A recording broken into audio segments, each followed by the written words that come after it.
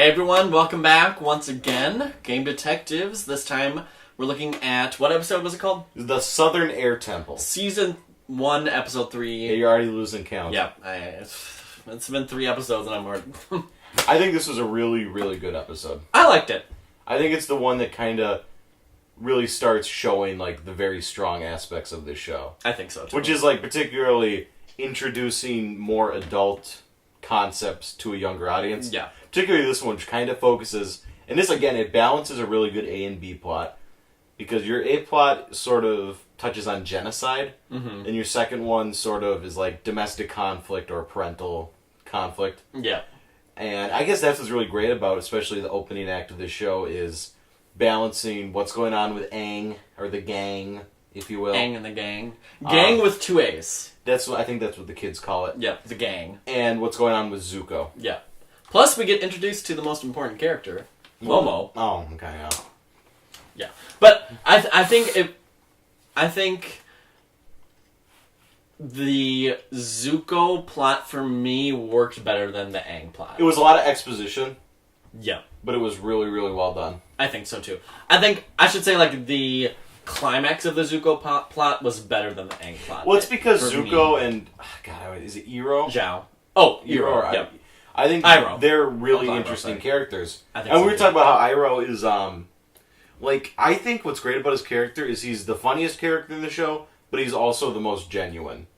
And like also, when he compliments him, it's like, wow, he really means it. Or when he insults somebody else, you're like, oh, that's... Because it's like, it means a lot if the character who's kind of more of the wise comic relief figure really lays into something. Yeah. Or somebody, or...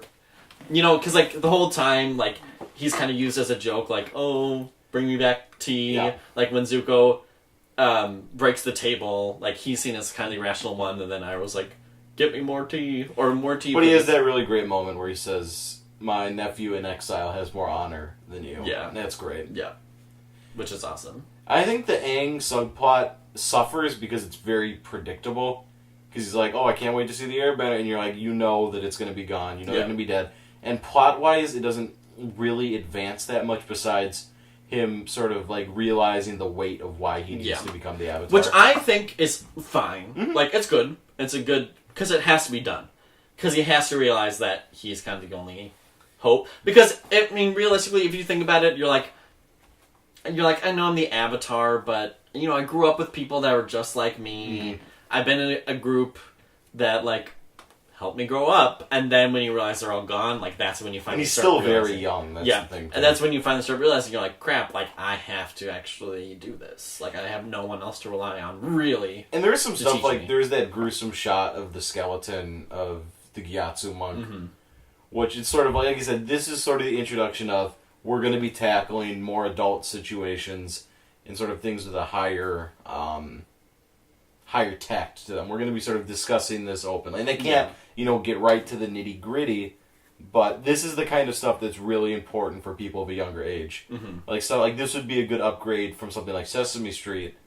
I mean, maybe even, I don't know how young you would want to I would say upgrade from, like, if we're talking Nickelodeon, it would be a good upgrade from, like, Fairly Odd Parents or SpongeBob to something like this. Well, I mean, those shows are great, but they're fairly superlative. Or like, if you want to talk PBS, like, Arthur to this. Arthur's a better one. That's a logical step. Because this is something that your kids are going to start asking questions, and that's important. I think this is the kind of show that can teach your kids something. And it's also very entertaining for someone our age, too, which is that's the best TV show. It's something that appeals to a wide audience. Yeah, exactly. Ages. I think the politics behind it, while it's very subtle right now, I think... It's kind of subtle. I don't want to say, like... I would just say, like, political, like, fighting and, like, kind of the behind-the-scenes working of the government is kind of apparent right now. It's a little more subtle than your Harry Potter. Exactly. And that's what's going to come back to. This is the easiest thing to compare with Dave, because it's one of the only things he's seen, but... There's going to be a lot of Harry Potter comparisons. No, but I mean, like, but you have Zuko, who we find out in this episode is exiled, and he's looking for the Avatar because he wants to impress his father. But then you have Commander Zhao, who obviously wants to find the Avatar to get further up in the government. They have the same goal for different reasons. You know, and they're all kind of, like, stabbing each other behind the back, and that is sort of a theme of the show, is questioning I guess, like, the government or the hierarchy are questioning what you're told. And that's, again, a really important message, I think. Yeah, I think so, too. And what I mean subtle is, like, now, obviously, it's a smaller conflict in a greater narrative. So, like, right now, it's kind of more subtle because you're like, oh, it's just two guys fighting about, like, who can find the Avatar. But, like, obviously, as we get further along, if I'm guessing where it's going to be more of kind of that backstory of the government. And we got some good stuff with Zuko. Like, we know that he's exiled now. We know that whatever happened there, I mean, I know, is sort of how he got his scar. Yeah. And we know he's got some potential daddy issues. Yeah. I think there were a lot of cool things with bending that in this episode. The animation on firebending is really beautiful. The animation on firebending is awesome. It's looked good since the first episode. Oh, yeah. Like, the bending parts are phenomenal. It's weird because that's probably what we've seen the most of at this point is, I mean, you could argue airbending, but there's a lot of firebending. There hasn't been that much water. There's been no earth. No earth bending so far, so I'm excited about that. Because I have seen, obviously I watched a couple in the Earth books, so I've seen earth bending. But exciting to go back to it. What I really, it seems so simple, but like when he was like with Gyatso and they were baking cakes, and then he used the earth bending to like whip the frosting up. Yeah. You know, like that. It's just again, it's just the small stuff of like they thought about it. And they're like, this is a cool way to use air. This is what people who did this all their lives would do. Yeah, exactly. It wouldn't be an afterthought because, again, this emphasizes that it's an extension of your physical being. Yeah. You know, you wouldn't think to, like... It's not like having a weapon or a tool. It's just sort of something that you always have. Yeah. So you don't even... It's second nature. You don't even think about it. And you go, that makes it... And that requires so much detailed forethought. And on the writers, the animators... It like, so much brainstorming. Like, okay, how do we use air in our everyday lives? And, like, I would not have thought of, like, baking or, like, making a frosting. And that's some of the best stuff like, in the show. show. Not think of that. Is demonstrating the bending in non-combat situations. Because it's cool to watch them, like, punch and kick with it, but it's more creative to see, oh, this is what they could have done. Because not everybody in this universe would be a fighter. Mm-hmm.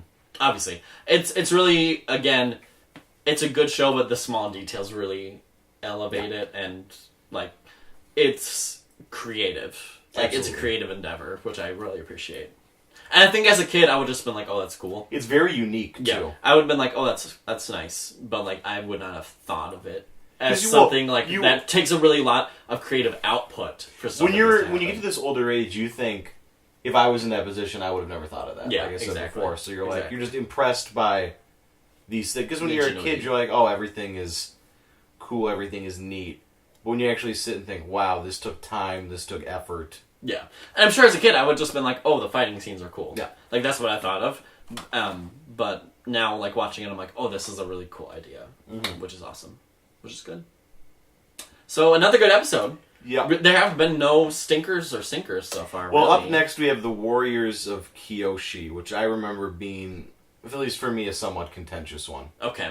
That's interesting. So we'll see what we... But, I mean, so far, off to a really good start. Yeah. Honestly, it's better than I thought it would be at this point. Oh, and it gets like, better even. So, like, the first book, I would argue, is easily the weakest. Yeah.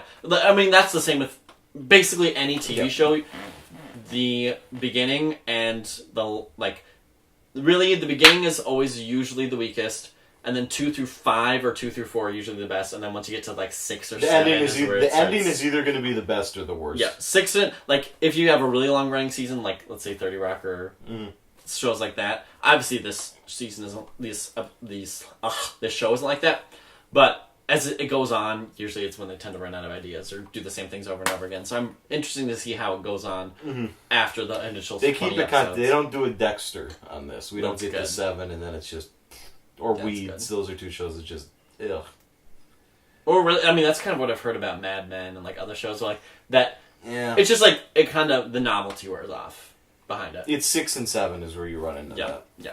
Well, we'll come back next time with the Warriors of Kyoshi. All right.